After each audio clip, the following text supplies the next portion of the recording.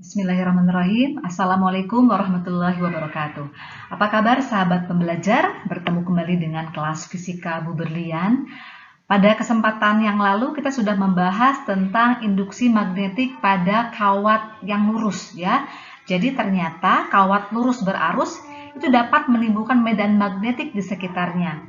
Nah, sekarang kita akan membahas bagaimana induksi magnetik pada kawat melingkar yang berarus.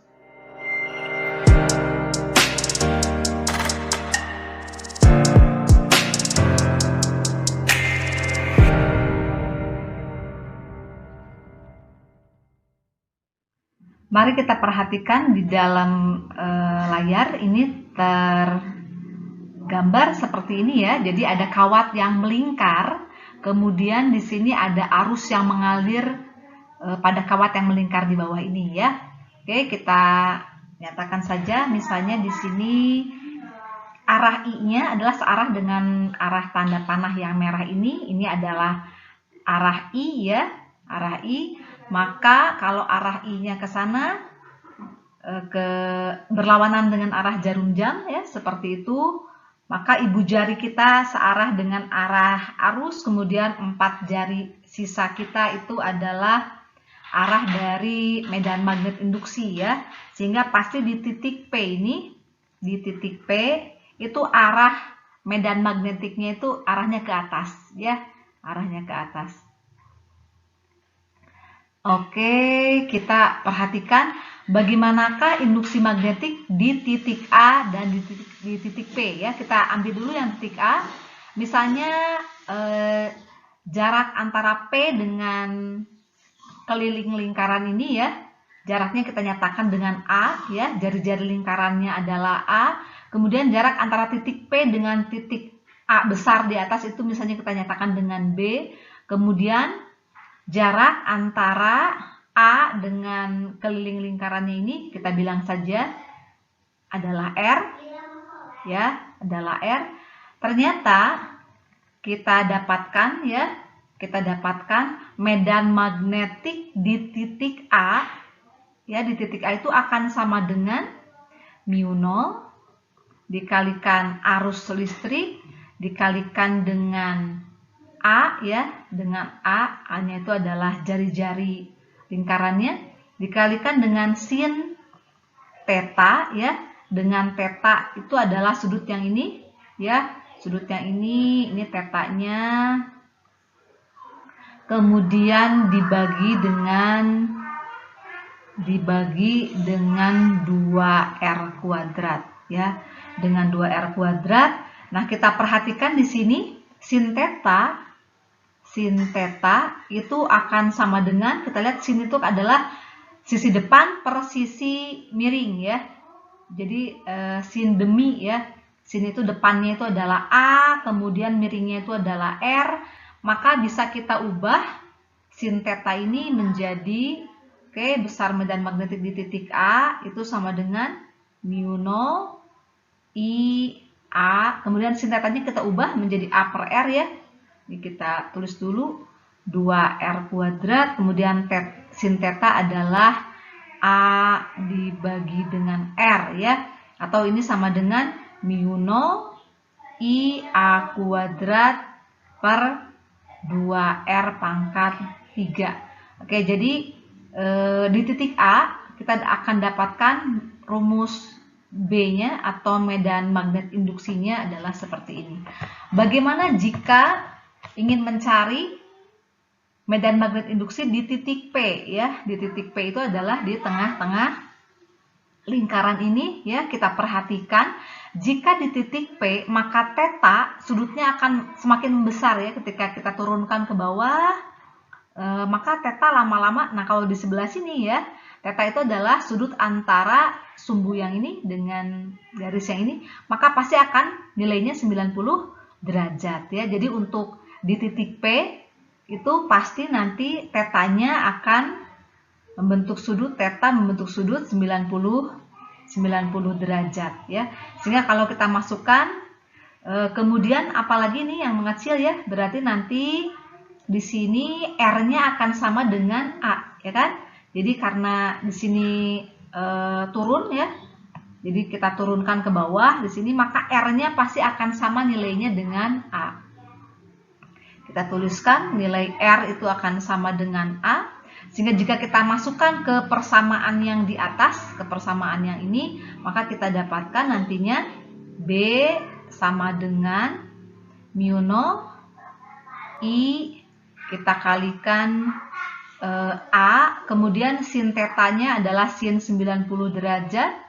Sin 90 derajat dibagi dengan 2, R-nya kita ubah menjadi A ya, jadi A kuadrat ya. Nah, sin 90 derajat itu nilainya sama dengan 1. Kemudian A-nya kita coret 1 ya, kita bagi, maka kita dapatkan nanti B-nya sama dengan μ0 I per 2A. Maka nanti kita akan mendapatkan seperti ini ya. Nah, jadi N-nya itu dapat dari mana ya? Jadi ada N di sini. N itu adalah jumlah lilitan kawat ya. Nah, kalau pada di sini bukan toroida tapi banyaknya lilitan kawat. Misalnya lilitan kawatnya ada 2, maka di sini N-nya adalah 2. Jadi N ini menyatakan banyaknya lilitan kawat. Dan μ0 adalah permeabilitas vakum yang nilainya adalah 4pi kali 10 pangkat min 7 Weber per ampere meter ya. Kemudian A-nya tadi adalah jari-jari. Bagaimanakah induksi magnetik di sekitar selenoida berarus ya? Jadi selenoida itu seperti ini, dia adalah lilitan kawat misalnya ya, lilitan kawat seperti ini dililitkan di sini. Nah, panjang selenoida kita nyatakan dengan L. Kemudian jika arusnya ke arah atas, kita perhatikan arus ke atas, maka yang 4 jari kita ini, 4 jari kita dengan kaidah tangan kanan itu adalah menyatakan lilitan arusnya ya, arusnya. Kemudian pasti nanti kutub utaranya searah dengan ibu jari kanan kita ya.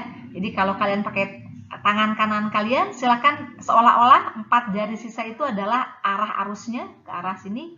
Maka kita lihat ibu jari kita itu akan searah dengan arah kutub utara ya. Jadi medan magnetnya keluar dari kutub utara masuk ke kutub selatan ya.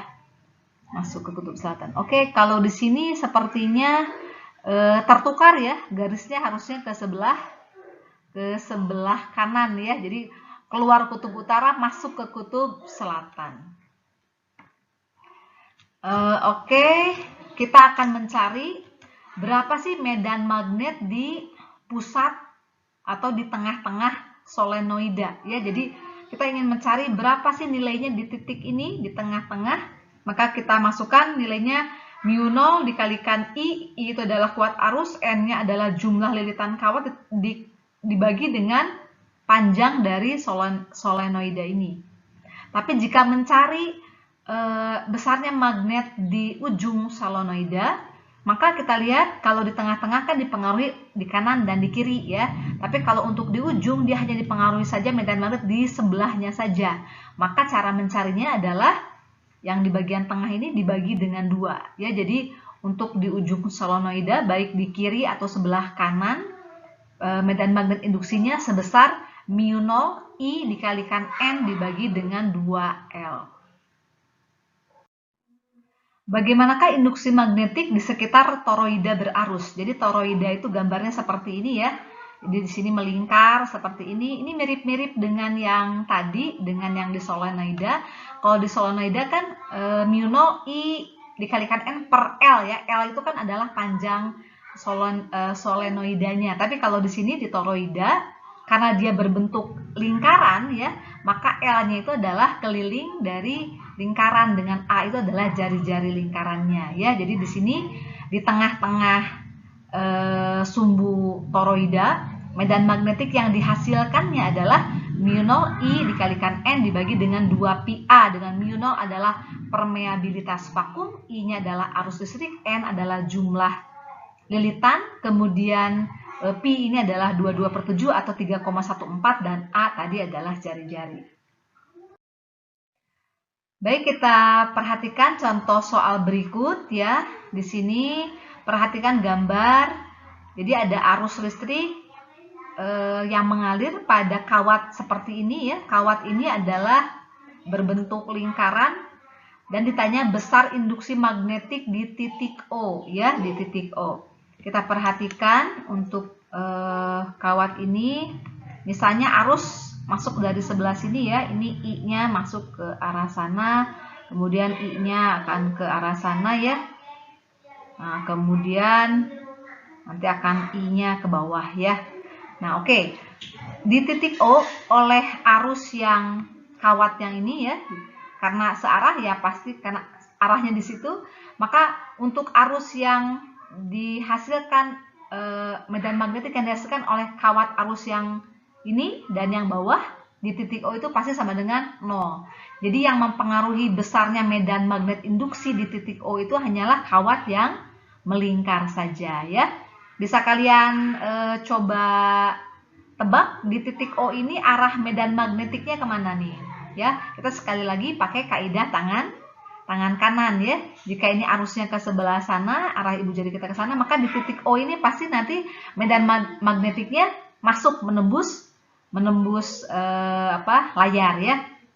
Jadi di titik ini pasti di titik O ini medan magnetiknya adalah tandanya adalah cross ya, cross. Nah, yang ditanya adalah berapa sih B di titik O ini ya? Berapakah besar medan magnetik induksi di titik O? Kita perhatikan di sini ya.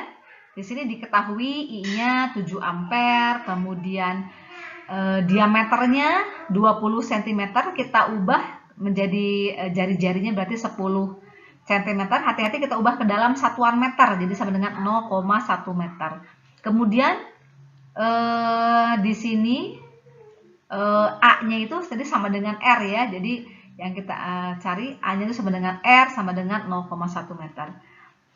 Di titik O ini kita perhatikan kawat melingkar berarusnya itu hanya 3/4 kawat melingkar ya. Jadi hanya 270 derajat dari 360 derajat. Sehingga yang kita ambil di sini adalah 3/4 keliling lingkaran. Jadi 3/4-nya saja, 3/4 dari lingkaran. Kemudian kita masukkan perumusan medan magnet induksi pada kawat melingkar ya, di pusat lingkarannya kita sama dengan mu0 I/2A.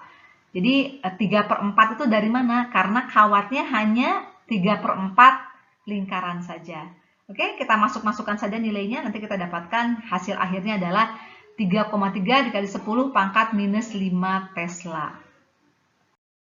Sekian pembahasan kita pada kesempatan kali ini. Semoga bermanfaat. Assalamualaikum warahmatullahi wabarakatuh.